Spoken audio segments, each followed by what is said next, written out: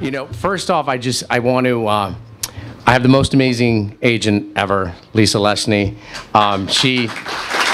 She found me, and she did not quit, and she believed that I had a book in me and a story to tell, and amazing. And then my editor, Rick Horgan, unbelievable. He inspired me and he pushed me, and you know, one of the early things he said to me was, you know, Turney, people like books about excess, but not excess. And that completely changed the way that I wrote the book, and I learned so much. And another thing he said to me, he said, Turney, he's like, this could be the kind of book that is a symbol for a generation who fell prey to the belief there are no limits. And when I heard that, I said, I can't do that. I'm like, I can't write that. But he pushed me, and it's been amazing. And obviously the publicity team has done an unbelievable job. Megan, Tara, Ayelet, and I have a friend here, Brian McDonald, who actually, you know, taught me how to write a book proposal.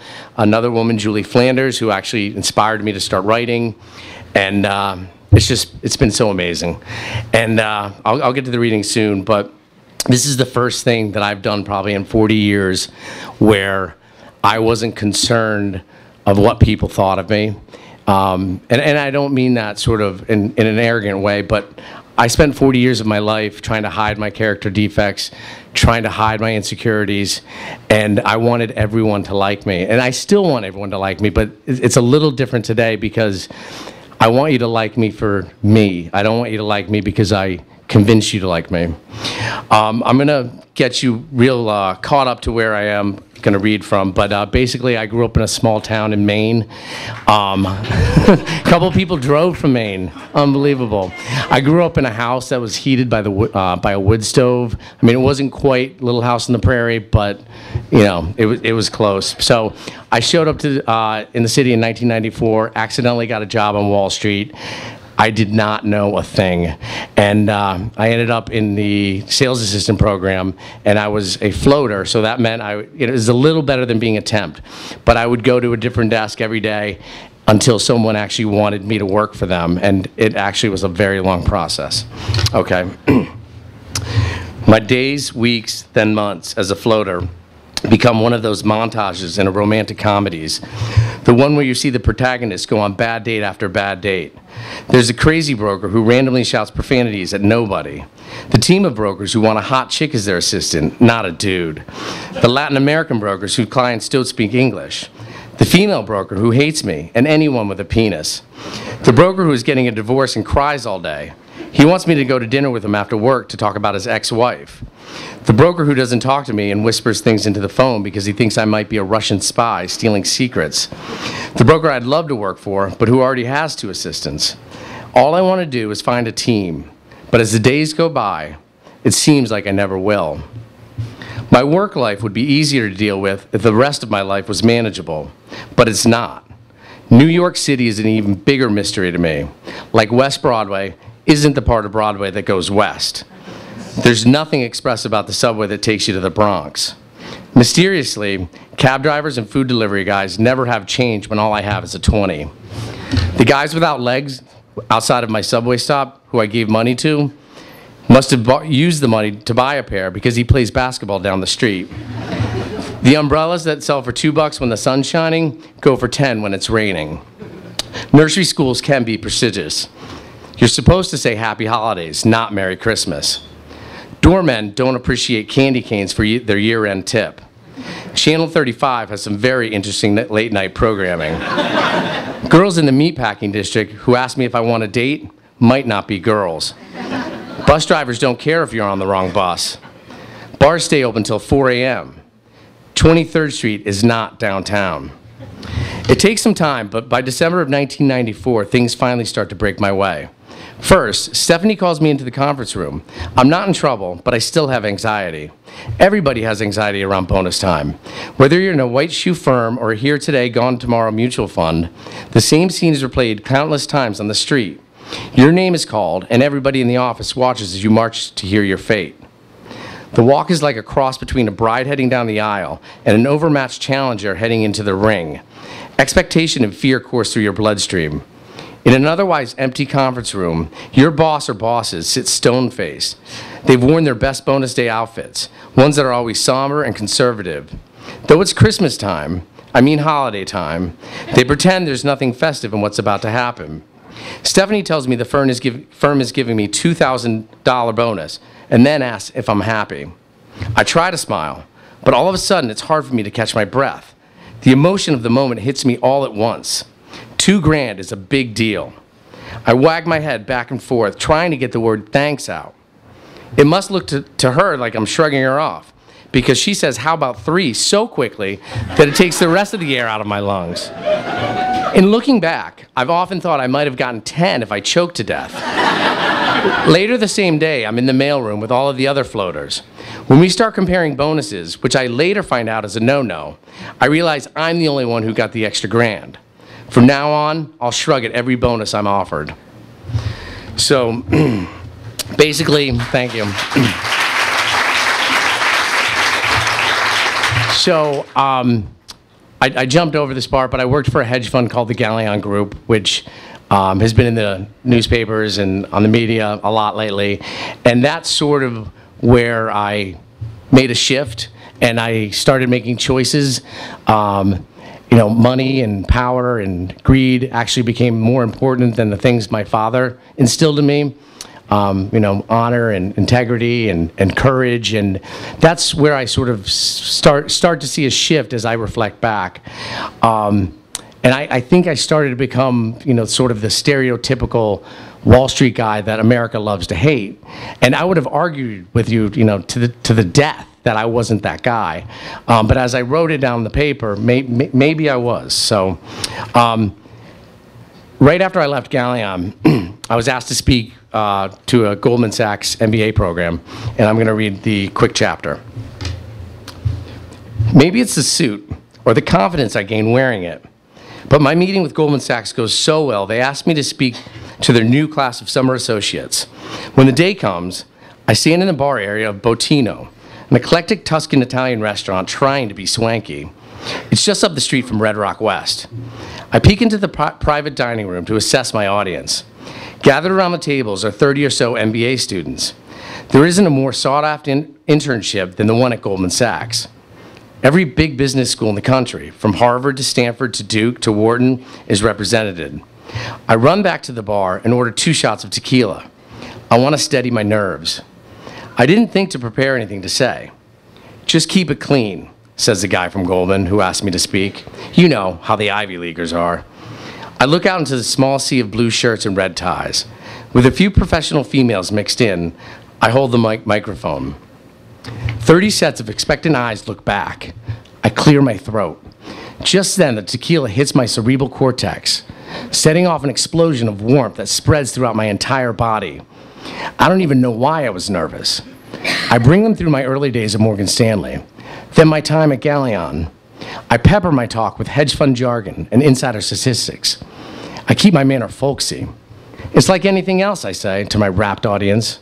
Just be human. Heads bob in appreciation. I look over at my Goldman contact, an Ivy Leaguer himself, who smiles proudly back. Then I noticed a raised white skinny hand in the back of the room. The question comes from a young man wearing glasses. If I'm your broker and I want to increase my business with your hedge fund, what's the best thing for me to do?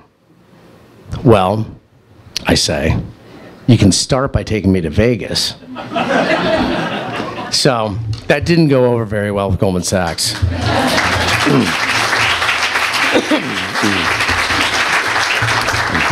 So I actually am going to read one more thing. How are we doing on time? We're good? Okay. The hardest part about writing this book was the thought of my daughter. I have a 7-year-old daughter. Her name is Lola. The thought of her reading it someday. You know, I wrestled with it for a while, and at the end of the day, I decided that, you know, being honest and telling my story and sort of coming clean was maybe the best way to lead by example. And so I wrote this letter. It's to her. This is not in the book, and this is going to be tough, okay? And I'm not going to look at anyone. Okay. Dear Lola, I love you so much. Hopefully you don't read this book for another 10 to 15 years. But when you do, I hope you can come to me and let me know how you feel. My only hesitation in writing this book was the thought of you reading it. I didn't want to upset you. After many days of consideration, I decided that writing this book was also the best way to show you how much I love you. Undoubtedly, I've made a lot of mistakes, hurt people, and caused years of pain. But what I learned was I have to be honest with myself. I have to love myself.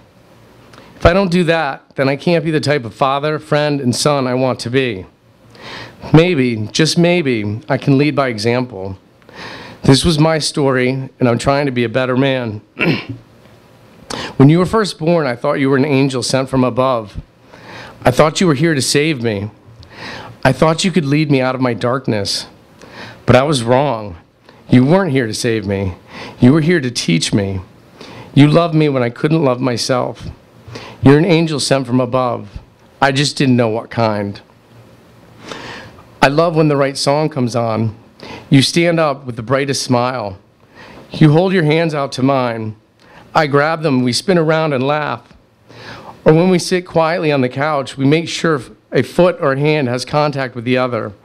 I try to make dinner and you giggle. I tell you to eat healthy and you tell me to stop drinking soda. We finish each other's sentences. We race in the playground. We swim. We play. We tell each other bedtime stories. We hug. We sing. We ask each other what's wrong when the other one is sad. We help each other. We say, I love you. I love when we dance.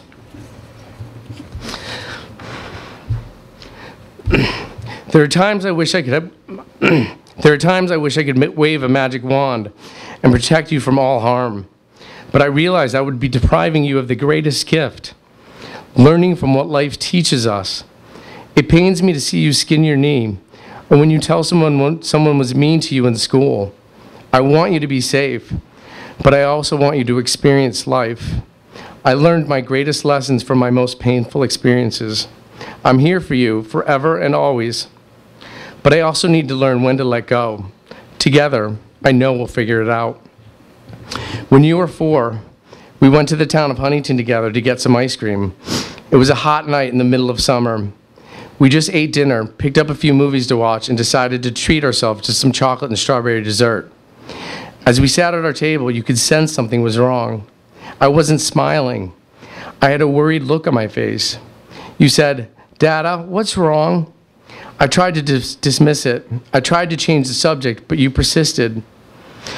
Well, sometimes when you and Mama aren't around, I get sad, I said. You looked deep into my eyes. You put your spoon down in mid-bite. Who are you with, you asked.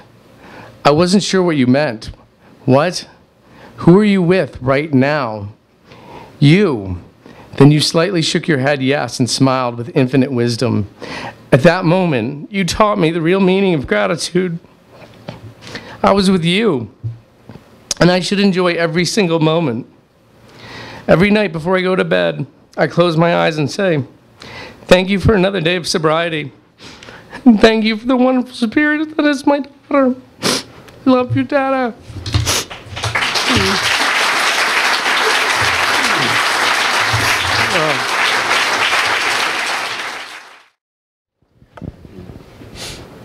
No one told me that I was going to have to follow a father's letter to his daughter. Thanks, Turney. Well, it's fantastic to be here. This is such an awesome crowd. It's a beautiful crowd, too. I feel like we're at your 34th birthday party or something. Probably a bunch of you were at that party.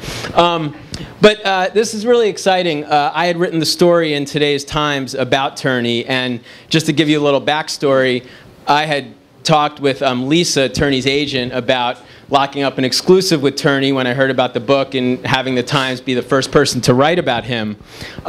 So we worked that out, and I went out to Long Island and met Turney a couple of weeks ago, and at the Times, there's a whole bunch of things that are church and state. So, the editorial's totally separate from the news, and the daily business section is totally separate from the Sunday business section.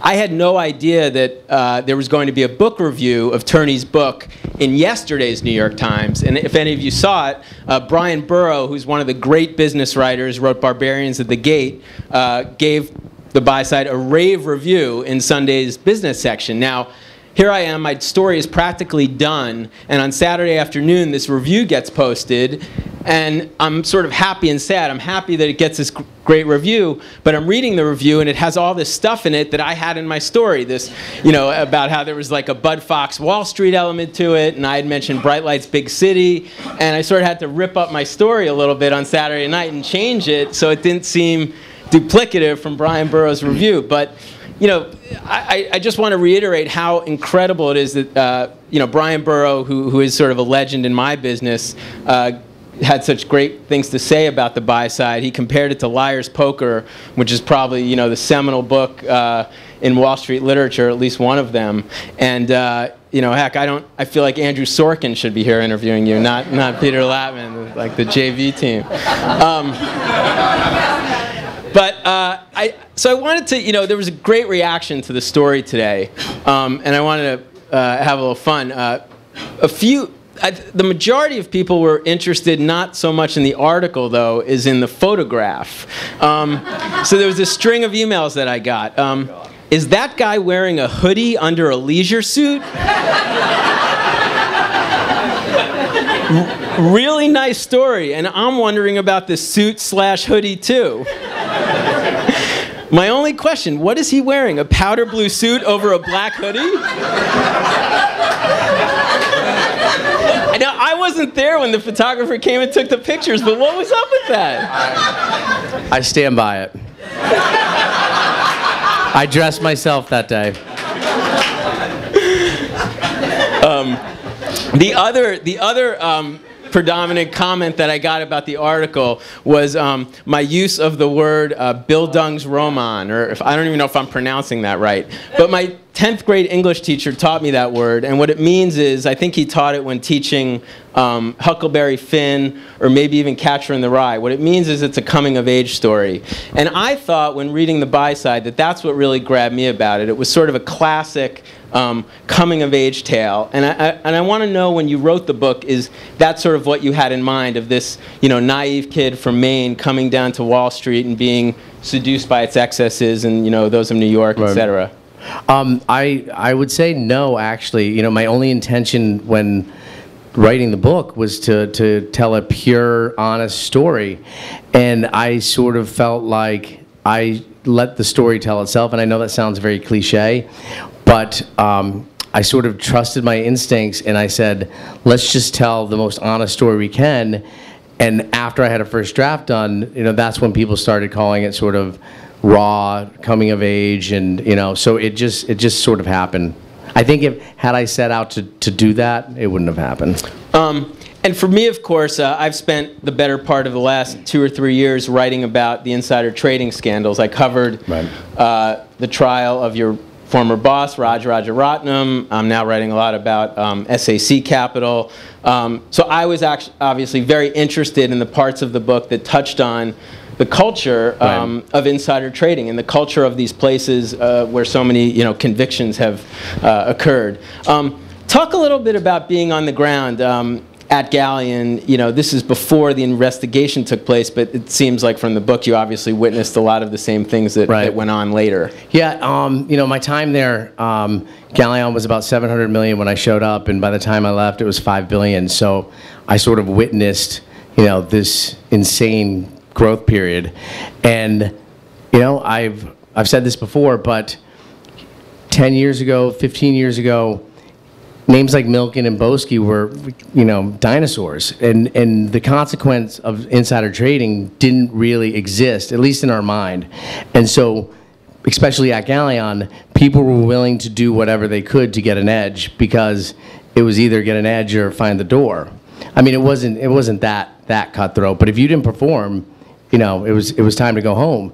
And I myself, definitely lived in a very gray area, but we never felt like there was a consequence. And today it's completely different.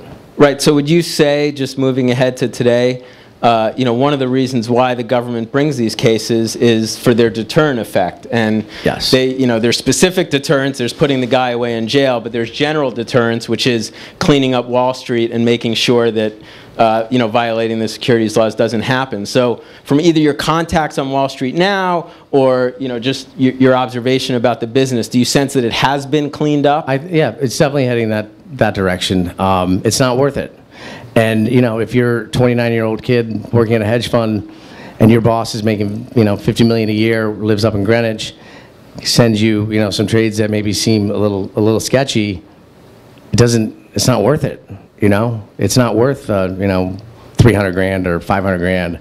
So, but 5-10 years ago, you wanted to get ahead, so you were willing to do that. But today, I don't think, I wouldn't advise. Right. I mean, you had a great quote. You had a great quote in my story, I think, which was, it might have smelled bad, but it felt so good, or something along those lines, which I thought really resonated. I mean, this is how out of my mind I was. But when I was at Galleon my first year, there was a time where we were, I don't know, maybe up 150%, and I'm like, to get on my calculator. I'm like, okay, 50 grand times 150%. Okay, we'll do that for 20 years straight. Like, I mean. Right. I thought it was that easy. It's amazing. Another part of Wall Street, and I agree with Brian Burrow on this, it was, in my view, one of the most fascinating parts of the book, is the entertainment aspect, the boondoggles that you went on, being a trader on the buy side and being entertained and wined and dined by the salesmen and traders at the big banks. Extraordinary stories about what you were able to pull off being in that position. And I didn't really have time for it in my article, but it seems like that also has been somewhat cleaned up through some various, investigations and stuff. But talk about the freewheeling days back when you were in your prime. I mean, it was, it was sort of the Wild West. There was so much money to be given out. There were years where I had $50 million worth of commissions to give out across the street. If you're a sales trader, working for, let's say, on the floor, or just say like a tier 4 shop or whatever, and you have an unlimited expense account, you want a piece of that $50 million, and you're willing to spend 10, 20, 30, 50 grand to get $500,000 or $1 million over the year. So it's just simple math. It's amazing, and the things that. I think about being a journalist, how ethical we're supposed to be, and I have a colleague who's a reporter, and just the other day we went to a meeting at a big law firm, Skadden Arps, and they serve like bagels and fruit in a conference room for the meeting, and he offered to pay them $5 for the bagels and the fruit. He wouldn't even take it. Right. And then I read about the stuff that you were able to get. It's sort of incredible. Yeah. I never paid for that. But again, I really admire what you said about just writing the book and not writing it as a particular type of book, whether coming of age or anything else. But as I noted in my article, about midway through, the way I read it is the book morphs in from sort of a coming of age tale almost into an addiction memoir. And a big part of this is your struggles with drug abuse and cocaine addiction, and is obviously some of the more colorful parts of the book and parts really moving. Talk a little bit about that aspect of writing about the difficulties in your life there. It's interesting because the first chapter I ever wrote was actually part of the excerpt that appeared in the Post, and it was all of this excess, and it was just this crazy, crazy night. And that's the first thing I ever wrote for this book. And when it was placed up front, like the beginning of the book, it just didn't feel right. And so, with the help of my editor and my agent, we started telling, stories of young Turney and coming up through Morgan Stanley, and by the time I got to that point, I felt, sorry for myself. It was like, oh my God, I was so in over my head, and I was able to sort of see all of the addiction tendencies and qualities of, my personality at a very young age, all the way through Morgan Stanley, at Galleon. And so even though people don't know they're reading an addiction memoir, maybe at first, maybe subconsciously they do, because I had this undying need for people to like me, and I was never content. I want, if I made X, I wanted 2X, and those are all sort of part of my addiction. So I don't believe that Wall Street turned me into a drug addict or an alcoholic. I believe it would have happened no matter what, and maybe we'd be sitting here, and it would be School Street, a tale of a middle school teacher's mild excess. Right. Very well said. Now, you obviously, through your trips to rehab and your difficulties with drugs, you extricated yourself from Wall Street. That's how it happened with you. And you've now, as I noted, found redemption, as it were, in what I said were two things, writing and parenting. I visited you a couple of weeks ago out on Long Island. As you described it, your life has gotten a lot smaller. You're trying to make a living as a writer, which I'm going to warn you is really hard.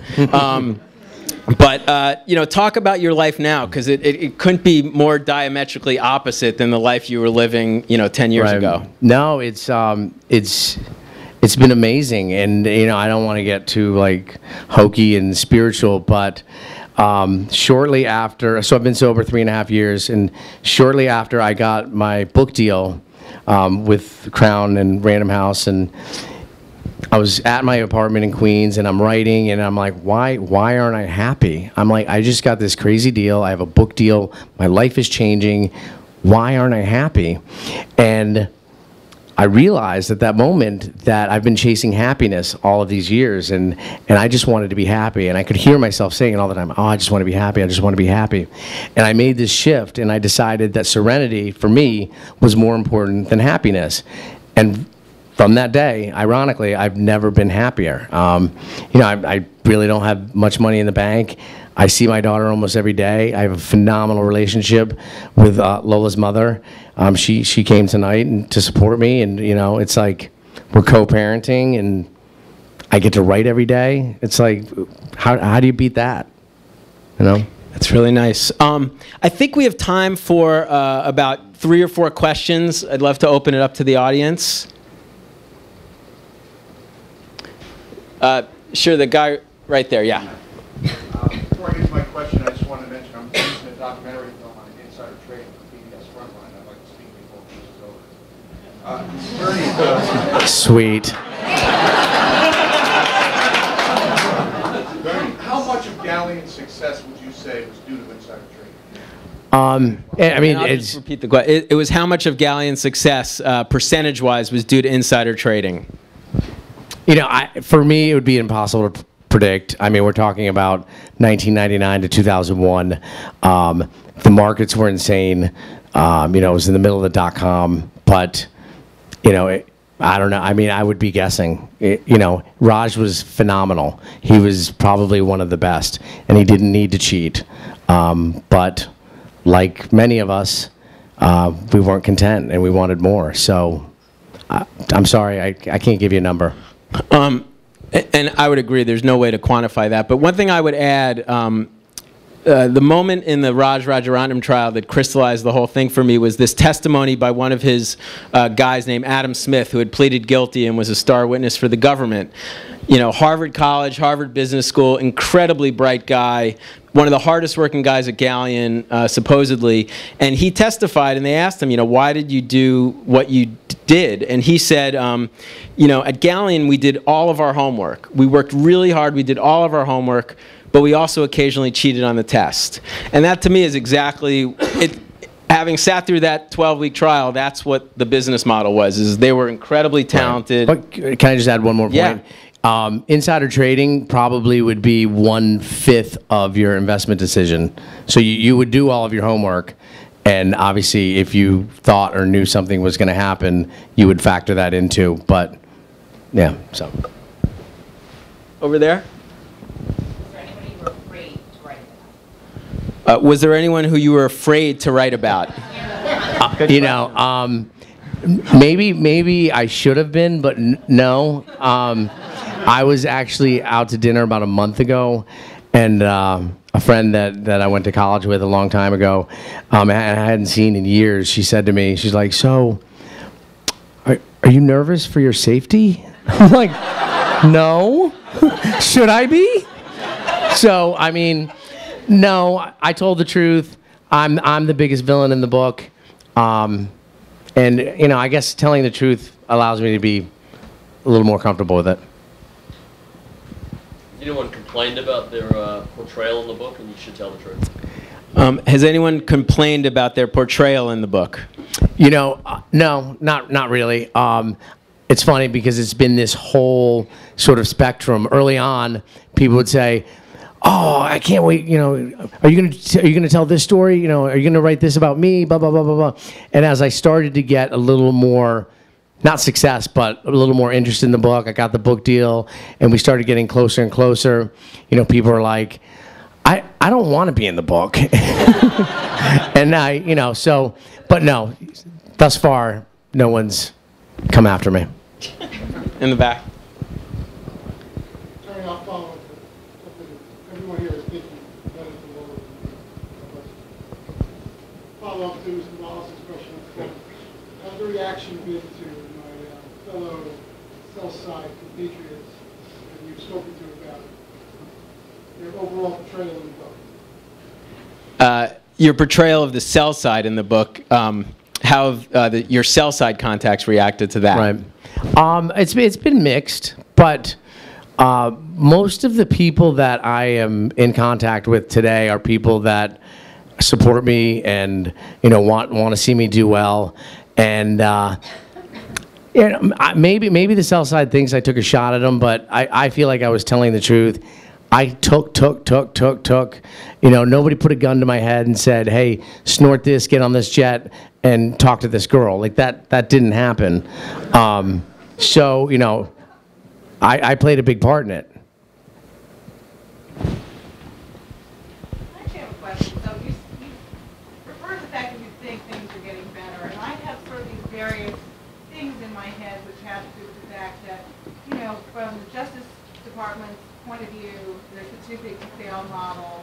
No one's going after any of the big banks, where Goldman Sachs let Paulson design the riskiest tranche of their derivative, which he then bet against, but they continued to sell to their clients. Matt Taibbi just had a pretty big article in Rolling Stone about the LIBOR and other things that may look like that. So where exactly do we think things are getting better? Just so you know, it doesn't look like it's getting, oh, and we have big banks writing the legislation that has yet to go through and controlling exactly what they do. So maybe you guys can address how it gets better. Do you want to repeat that? Yeah, the shorter the shorter version of that question is that this woman feels that bank executives should be locked up for their misdeeds and. But what has gotten better? You know, this is just my opinion, but I believe the psychology and the mentality of the people that I know that are in the business, you know, don't play like they used to. And it's not, they're making less money, but they're playing by the rules. And so from what I see and what I hear, people are more, you know, in tune with right from wrong. I think we have time for about 2 more questions. So you got your Cousin Ethan. you got your introduction to Wall Street through your uncle. So put yourself in the same situation. If you had a nephew or somebody who's thinking of what to do, and they came to you, would you advise them to seek a career as a trader on Wall Street? Would you? You got your job from your uncle. If you had a nephew, would you advise him to seek a job on Wall Street? If that's what he wanted to do and he was passionate about it, I would 100% say go for it. I'll help you. I'll introduce you to people. You know, where I really sort of went wrong was I was after it for the money, and as the bank account grew, I've started to believe that my net worth was equivalent to my self-worth, And, you know, it would depend on his motivation or her motivation. But I have no problem with people going to Wall Street, like some of the best and brightest.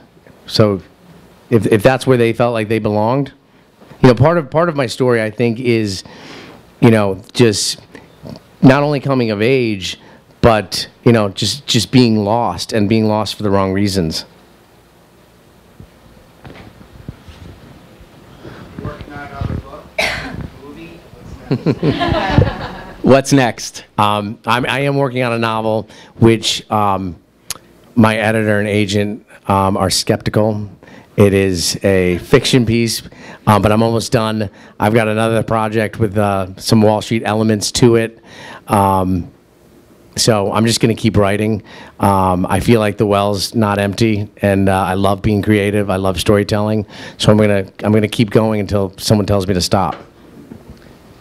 And no, I'm sorry. We're going to take one more question. For the same question. Oh. Just the next chapter of Turning Duff, and what things sort of answered already, but there's any other path now. You know, right now, my priorities, or she asked what, you know, sort of other aspects of my life.